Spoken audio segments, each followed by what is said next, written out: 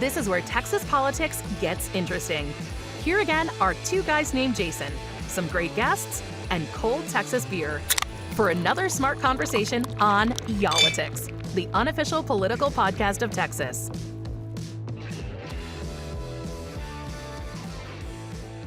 Hey everybody, welcome back for another episode of Y'all-itics. We're at Cafe 544. The 544 Cafe, Wheeler, and you should have paid attention on the way in, but you were a few minutes late. Is there a so quiz here? That. Oh, actually, I think I walked in the door before you did.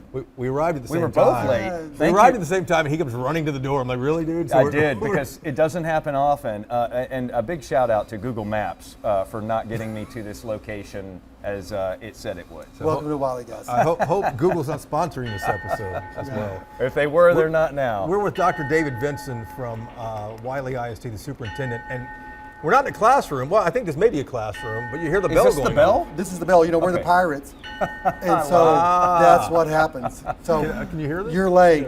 Got like some seagulls That's or whatever. exactly right. Well, we were late, so we deserved No, that. yeah.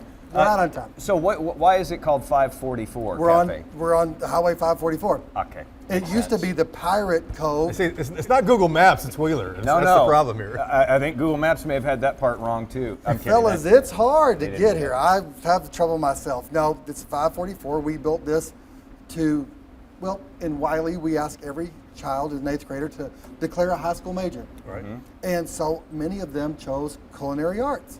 And so when we build something in Wiley, we want it to be industry standard so they can take what they learn and they use it in the real world. We call it college with a small C. We've blown up programs in culinary arts. Yeah. This was actually helped designed by College because all the standards and processes and systems are done, so you can get your associate's degree here, or you can go to College and finish that out. Really? Wow. Absolutely. And for people who can't see all the way around here, this is a full-blown cafe. There are booths over here. There's a pizza kitchen, oven over there. A pizza oven. Yeah.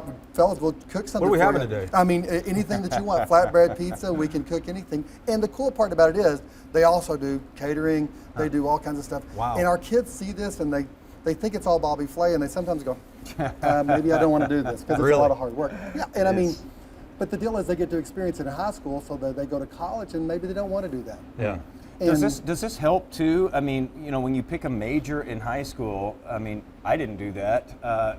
Does it help to get kids on the track a little bit better, a little bit faster? You have so many kids who leave school and they're like, oh my God, what am I going to do now? I don't really know what I want to do. Excellent question, and I'll say this. We started this, I've been here 14 years. 50% of our kids went to college when I got here. 81% go now. Wow. And not only that, we have an 85% persistence rate, which means they go from the first year, they actually make it to the second year of college. And that college, again, it doesn't necessarily mean a 4-year degree going to Texas Tech or Texas A&M or wherever it's going to go. It's that you can go and get your welding certification from Tulsa School of Welding, or you here in College, and you can actually do it here. But we look at the industry. So, for example, we're in this tech corridor. So when we started this, we said, industry, what do y'all need? They said, we need a lot more engineers. So we started out with like 45 kids in engineering. We have like 900 kids in engineering now. Wow. Really? You say tech corridor. I mean, Texas Instruments is not far from here. No, Raytheon. Raytheon is off 380. Yeah, and it's just a real blessing. We have parents that want to support it. Yeah. And, you know, this experience, I eat lunch in the cafeterias and talk to the kids. And I was in the cafeteria a couple of years ago, and I said, what's your major? Education. Because our kids actually go to schools and teach while they're doing it. Wow. And I said, do you love it? She goes, I hate it. Well, that's, superintendent. Honest though, right? But she said, why did you choose that? My mom's a teacher.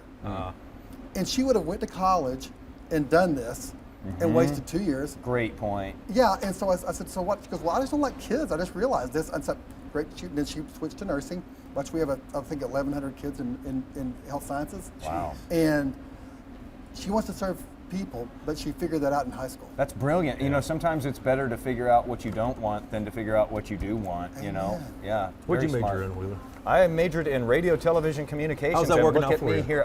How's that working out? That's still a big question mark. I So- think it's good. Dr. Vinson, congratulations on all the successes you've had here over the years. This is David Vinson, the superintendent of Wiley Schools. We never introduced him. We introduced him a moment ago, but That's great. you were chatting on Oh. it, I think. That's great. But, you must have done it. I wasn't listening. but we're talking about your new efforts now to change a 30-year-old law called the Safe Schools Act. And Yeah. part of this law is called Chapter 37. So we're going to get into the weeds a little bit on this, but I think a lot of people can relate to it because either you were acting up in high school like Wheeler was, or you're parents days. of kids in high school or going into high school, and you want to make sure the kids act right. And that's one of the issues you guys have here. It's not just a Wiley specific issue. There are superintendents and districts all across the state to say, listen, legislature, we need a little more leeway on how we discipline kids. Absolutely. Explain that, because I thought it was already you guys could decide what to do. Well, you know, the last legislative session, they had the Parents' Bill of Rights and responsibilities, you know, and there was 8 pages of rights. There was one responsibility, and that responsibility was to make sure that your name was correct in the student database. That's it. That was it. And so I went back and looked at that, and I go to every campus every week, you know, visiting, seeing things, and our teachers, our principals, our entire staff, I found we're spending a great deal of time on a very few number of students in persistent misbehavior.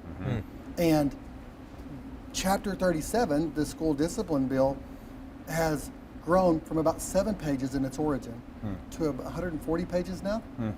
And This is law. This is it's actual law right now. And nothing was ill-intended. Yeah. Every legislator, I believe, brought it to the table and said, this is going to help and provides constraints or guardrails, but it needs to be streamlined. Tell us what you mean. What needs to happen? What do you want lawmakers to do so you can get a hold of this? Well, the first thing is local control. So we have school boards, and we want them to be able to make logical decisions. What's best in Wiley might be different than Cy-Fair. And we want to have that authority and that ability to navigate those waters. So it's really crazy when we do all that it's actually kind of segmented itself out where, you know, the Texas Education Agency, it's not even a law, but they've just deemed it, that's their perception of it, is 3 days of ISS no matter what. In-school suspension. In-school suspension. You knew that. We what don't that know. was right away. You're the one who labeled Hey, it right away. you know what? No judgment. I spent a day or two there, but go ahead. And so that's the local, and so we Sure. want the ability, because if it had a pretty egregious situation, that we got to be able to have more days of that, to navigate that, to help define that. And the state says 3 days is the Yeah. best you can do. And no matter what you've done, that doesn't matter. I mean, that's what's up. And So you're saying local control. I want to be able to Yes. decide that. Yeah. Yes. And I mean, we're not trying to be egregious with it, but, you know, when you have you know, if it's chewing gum or it's, you know, I mean, a very serious bodily injury, Yeah. same discipline. And I mean, that doesn't make sense when we can't make sense of those. So that's the thing, is that we want that flexibility. And the other thing is that persistent misbehavior, you know, we can't expel children. And when we do that, that's the old days when you just acted up, you got expelled. Well, we expelled them to JJAP, the Juvenile Justice Alternative Education Program, which is ran by a county, and really egregious behaviors go that way. So, you know, sometimes those measures don't meet that mark, and so we want to say, you know, we're really good at online learning. We got good at that in COVID. You don't get school funding for online learning. We would like to provide a virtual option, so if a kid is persistently misbehaved, they can have out-of-school suspension that they're going to learn at home for a little bit. Those kind of things that make common sense and help people. And the state says you can't do that right now. No, And you don't get funding for these kids when they go off-site then? no.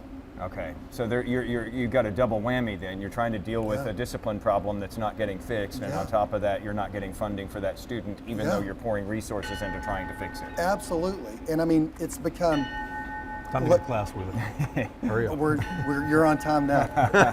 There too. But I mean, the deal is that as far as all that stuff goes, you know, the law has been morphed into the parents have no responsibilities in many of these situations, and we have all of the obligation, and we want to share that responsibility. So you're looking for flexibility here, you're looking for local control Yeah. here. I know that one of the other big things that you all are pushing for is sort of the center of all of this, which is a safer classroom. Yes. Because in some situations, it's getting out of control. It's way out of control, and here's the deal. We spent last legislative session making schools safe on the outside. And what we're going to try to do is provide some common sense legislation to make schools safer on the inside. There are students in our care that are hyper aggressive and have severe behavioral issues. And, you know, an assistant principal in Corsicana had her eye put out Yep. in one of the in a classroom the other day. It's a chair thrown. Yeah, chair right? thrown. Uh-huh. Well, I mean, I'll go here. I've had an assistant principal the other day, walked in, both black eyes, to teach, it's an elementary kid, headbutts you, and you have no other recourse. You know, you have certain things that you can do if you're in law enforcement. If they were in a hospital, you could restrain them to a bed in that situation. In public education, you're just basically waiting to get them tired out because you have no ability. And then oftentimes we have to call law enforcement because the behaviors are so out of control. And this was an elementary school student, though, Yes. that gave the assistant principal 2 black eyes. Yeah, So what happened in that case? Just lay it out for our viewers and listeners. How did you handle that, and how would you have liked to have handled that? well, here's the thing. We have behavioral units in our buildings.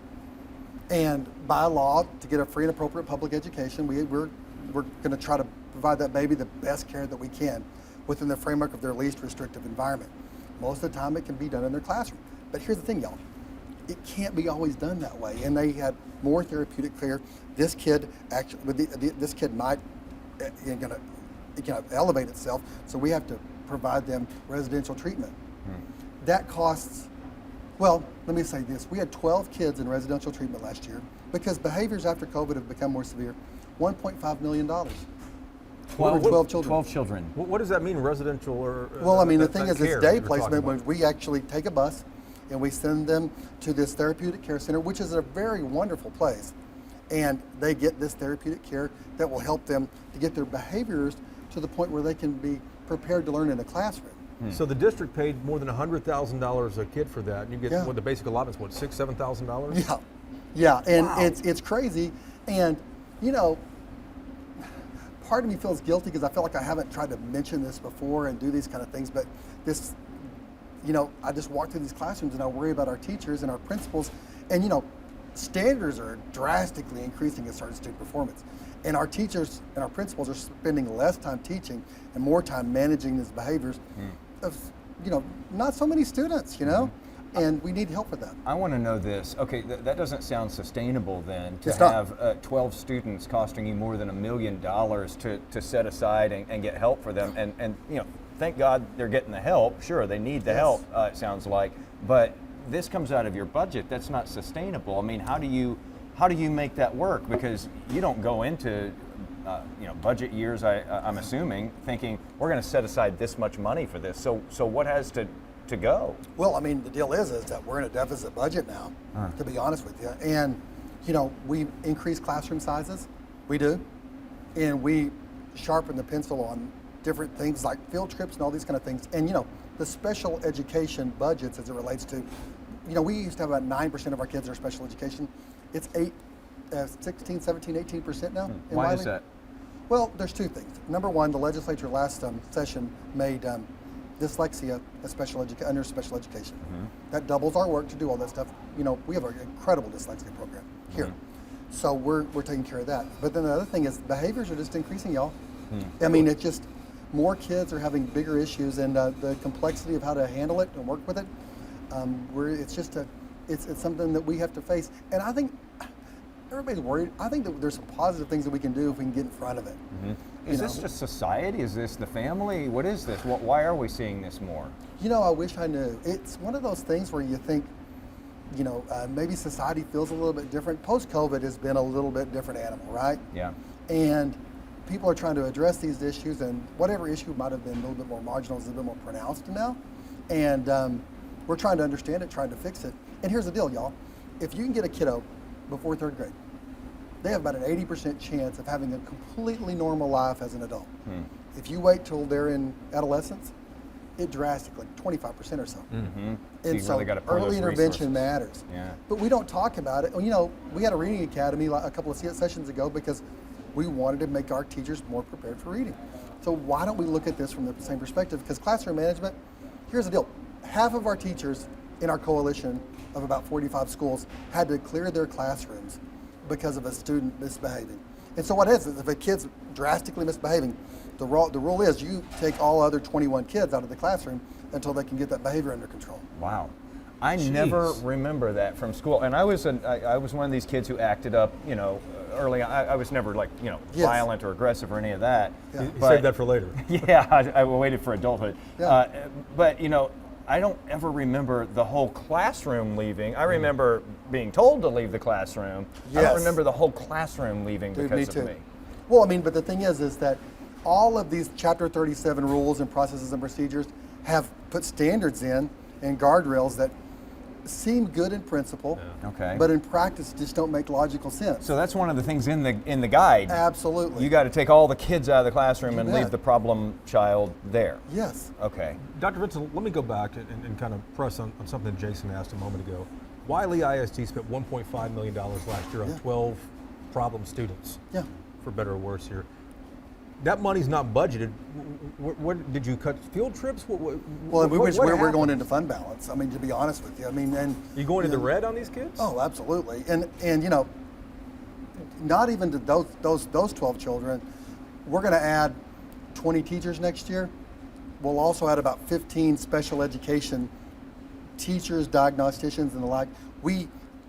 Our special education budget as it relates to behaviors and to doubles it, however many new teachers we're adding just because of growth, we're adding that many teachers, special education teachers, because many of these children need one-on-one services, guys, and we're there to provide it. We don't want to minimize that. We want to help these children. Sure. But I mean, it's just we need to have a better, more comprehensive process to address this. So before we talk about what you want lawmakers to really get into and get into what's happening in Austin, you also want parents to step up here as well. You kind of mentioned that. Absolutely. What do you want parents to do? Well, the deal is this. In the current situation, 37 really gives parents a complete right. Well, we think that they should have shared responsibilities with that. So, How so? Here's the number one thing is we think that if persistent misbehavior, you're going to go home and you're going to learn until you can learn how to behave and come back, and you're going to take responsibility. We can teach you online. The second thing is that as it relates to it, we want to strengthen programs for truancy because, school's optional now. Our attendance rates are drastically lower after COVID than they were before, drastically. And then the third thing is to take those provisions as far as what we do for truancy and add that on to discipline, so you could actually have to pay a fine As a parent. for misbehavior, because teachers are and our office staff and our bus drivers, the vast majority of our parents are amazing, but getting cursed out and getting chewed up and spit out, and teaching is getting tougher, and we need for those parents to have some skin in the game as it relates to what they're doing, financially otherwise. I will say that when I was disruptive as a student, it was the home discipline that straightened it out.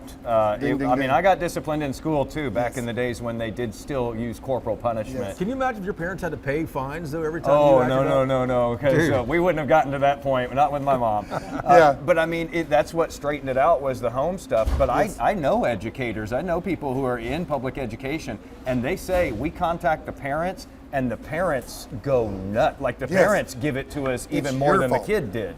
And so that thing is, but they do it because there's no recourse for that parent.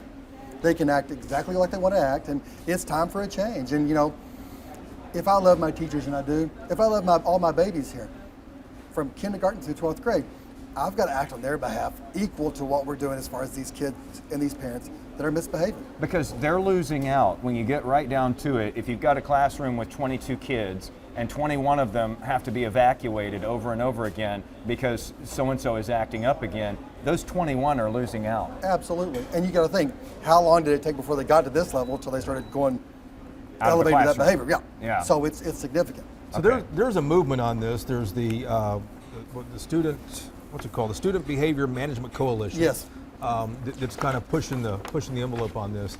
You guys and this organization are talking to lawmakers. Do you think something's going to change this Yes. session? You think so? Yes, and like I've said before, we're so good at pulling weeds and talking about everything that's wrong with education. Let's start planting some flowers about how we can change. And we have a coalition from Slidell to Cy-Fair, from 150 kids to 105,000 kids that have joined our coalition. We had 4 more school districts join it last week. Wow. That are in support of these changes collectively and together. You have dozens of school districts across the Yeah, at the I state. think 45 now. Yeah. Has there been an attempt by lawmakers to address this in the past? Chapter 37's grown over the years, over the last 30 years. Yeah. Have I think they it's tried all to been knock it independent away? things. I think that they've said, this is a thing, and then, we'll get behind that. Yeah. So now we need to have a more comprehensive approach, and us being able to bring everybody together and say, what's y'all's issues? Are they the same as ours? And that's why we put all this together, and we believe that our components of this will really help teachers survive in the classroom and thrive in the classroom. And Dr. Vincent, you're talking to lawmakers. What's their reaction to this? Do they know what's going Positive. on? Do they know what's going on, though? No. Really? No, and I mean, that's the story that we have to tell. That's one of the things that I've said is, I want to talk in concert with people. I want to build bridges with these legislators and say, here's what's going on. We need your help. I desperately need your help. And I have not met one legislator that hasn't said, from a Republican or Democrat, that said, yeah, we need to figure out how to make this better. And so maybe it's just the right time, I don't know, but we're still getting some positive and really full support of this stuff. That kind of surprises me, and I was going to ask you, what your thoughts were about this actually getting to the finish line and being meaningful and comprehensive and helpful for you all. Yeah. Because as we know, the environment for public schools Yes. has not looked so good going into this legislative session. No. And that's the thing, is where do I find common ground, and what can I do to make it a fair fight, for public education, to do what we're going to have to do? Because, if vouchers come in, you get $10,000 and you can go wherever you want to. And if a kid acts up in those schools, they're done. We get about $10,500 for every child, and we take every child. It's By not a requirement. level. Right. This is not a level playing field if you start, having those two different education systems, Yes. because you have to take these children no matter. Yes. So you're hearing, though, positive things from both Yes. sides of the aisle. How soon before we actually hear someone who comes out and says, here's what we want to do, these 8 things, these 10 things, whatever? In a bill. The In a deal bill. is that the bills have been written, and we've actually went and are working with a couple of legislators, and chairs of different committees that We're have remaining influence. nameless for now? Yeah, I assume. But yeah. the thing is that they're trying to get Senate Bill 2 done. That their the focus, vouchers, yes, they're trying to make sure that's done, getting all that done, and then they're going to talk about the rest of it. But what we've tried to do, again, to provide common sense solution, is give them a synopsis, how it would change, the language of that for change, and so it makes it easier for them to navigate it. And I mean, from the people that we've talked to, they've said, can you look at this and can we massage that? And we can. I would assume as part of this, you're asking them, hey, can we increase funding as well? Because Yeah. you all haven't seen an increase per pupil in Yes. years, and you're trying to do so much more with less. Yeah, and actually this is targeted funding, because the first thing is we need these therapeutic care for these babies that need more comprehensive support. Which is expensive. It's incredibly expensive. They're the hundreds of thousands of dollars per student in some situations. And you do it per case, per basis, try to find out how to make it happen. The second thing is, we have 45,000 new teachers in Texas last year. We do so much with regard to pedagogy, reading and writing, and teach them how to do that. But classroom management, how do we have a plan for that? It's easily done because we've done it through the Reading Academy. Let's just try to find a better, more comprehensive plan for this. And we think that's actually going to help. How confident are you something's going to change I this think- session? I think it's all going to change. You think so? I love this job. I love these kids. I love the school. I have not met any person with an ill intent that I've talked to personally, legislatively or otherwise, that doesn't want what's best for kids. And I'm not asking for the moon. I'm just asking for my teachers to be okay, and my principals to be okay, and the other babies in the classroom to be okay. And for these kids to learn how to navigate life so they'll be productive and effective citizens when they grow up. Because when we permit, we promote, and these kids need to know that behavior is a critical problem, and it's not going to help you in life. What if it doesn't change in this session, though? It seems like some of these districts are really on the ropes right now. What if you don't get something going forward for the next 2 years? Well, we're going to be taking money out of fund balance to do what we're going to be doing. Teachers are going to continue to get assaulted. We're going to be in a spot where we're going to have teachers that need to be trained more, and then we're going to get blamed more and provided less help. And I really do think that what we've provided here is that roadmap to make it happen. And it's going to be drastic if it doesn't. And I don't want to be that guy. I don't want to be that person. I don't even like going to Austin. Or I don't want to be a legislator. I just want to be here with my kids and for everything to be okay. Well, somebody has to stand up and say this stuff, though, because public schools have really been bashed in political conversation in recent years. but you all are trying to make a lot of things work, and you've got a lot of headwinds. Yeah, and I want to understand why. If you're mad at us, why are you mad at us? How can we fix what we're doing? Because it doesn't make sense to me, because we do such a good job here in Wiley. And how can I make sure that everybody, every mama, every daddy, every kid, every teacher feel loved and cared for? And it starts with a level playing ground with regard to behavior. And it makes sense. Dr. Vincent, my last thing here is that you talked earlier how this Safer Schools Act in Chapter 37, which we're talking about, has grown from 7 pages over the last 30 years to 130, 140 pages. Yeah. Make sure I understand, are you advocating to blow it up and start over, this Chapter 37? No, I'm add to it another 25 pages, or what? No, actually what we're trying to do is amend it to the point where it makes practical, more streamlined sense that isn't so centered on promoting these behaviors and helping to defend and give us some common ground with our parents and these kids to make them behave. Why, I was looking through the list of districts who are part of this coalition. Why don't we see the biggies in there? Why don't we see the Houstons, the Dallases, the San Antonio? Why aren't we We've seeing reached out to them. Sci-Fair is in it. Sci-Fair is 100,000 kids. We've reached out to everybody, and I wanted just to find people with common interests. They have those common interests, though. They're going through this. They would have a lot of them, I would presume. We've approached everybody. And you almost need as many voices as you can get, though, don't you? Yes, and I'm not going to beat everybody over the head with it. Yeah. But as a superintendent on my watch, if I truly care and love these babies and these teachers and these principals, I've got to do it. I mean, it's a moral obligation. So as you seek this change, it's important to note, too, that these kids are smart. And even the ones who have behavioral problems are smart. If there's no consequence for my actions the first time, I know that the second time I can do it and there's not going to be consequences, the third, the fourth, or the fifth. Oh, yeah. And not only do I know, the people around me who are seeing it know. These kids learn that there's no teeth in this. Yes, they know. Parents know. The kids know. There is no consequence. We need some consequences. Which breeds more behavioral problems, does it then not? why not? Because, you're going unabated to do whatever you want to do, and we pay the price. And it's just not right. Tough for teacher retention? Incredibly tough. And the thing is that begging a teacher to stay, now our classrooms are safe and we do all we can, but we spend half of our time and from an administrative standpoint, handling these behaviors, doing what we're going to be doing, where I could be focusing on culinary arts. And I have the best job in the world. I got to go to a basketball game last night. I'm going to go experience 2 or 3 things today. These kids are making Valentine's treats for everybody tomorrow. This is a good place. I don't want to say it's desperate, but we need some help. Yeah. Last thing, there are going to be people who say, okay, so you want more local control now, you want to crack down on discipline. What are we going to do? We're going to go back to this model. A lot of people feel like there was this model of school to prison pipeline. Yes. What do you say to those people who worry about, It's a good question. we're going to start labeling these kids early on as problem kids, and then they're straight to prison at some point? It comes into better training for classroom management. We have the 45,000 new teachers. Many of these people have never been trained, and they know how to teach math, not teach them in classroom management.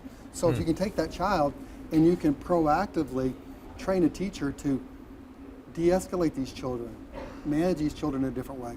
And there's a lot of these things, that programs that like social emotional learning and restorative practices that people would name liberal, but I think that we could Texas style develop a system, because you know what? Here's the thing. Social emotional learning is relationship skills, it's self-awareness and social awareness. I want every Wiley kid, a graduate, to have those 3 skills. Why don't we put that in that way and develop common sense language? Because we're in Texas, we do everything on our own. Let's make that where we're all proud to have people that have those social skills to navigate. If we can do that, maybe that will help these kids not have so many discipline referrals. Yeah, and on the flip side of that, I've heard educators who said that some of these kids are bound for prison anyway, even though we don't crack down on them in schools now, because they're not learning, and these behaviors they're taking with them out into the world. Well, we have them just a little time, and the parents have them all the time. And what we're trying to do, they're here, behave, and try to be the best person in the world. My PhD is in character education and social emotional development. I think it's critical here. And we teach our kids to care and give, to be respectful and responsible, to have grit. And I'm optimistic that we can do that. And then with these other kids being held accountable, if they have skin in the game, they'll act better. Lunch service is about to start here at the 544 Cafe, so I guess we got to get out of here. Huh? Or eat. Or eat. Yeah, I like the way we you might do think. that. There we go. Dr. David Vincent from Wiley ISD, the superintendent here. Hey, congratulations on all the success you've had, this fantastic place here, and we'll be watching to see how this thing spins up at the legislature before school gets out Rock and roll. here in May. Thanks. There we go. Thanks. Thank you.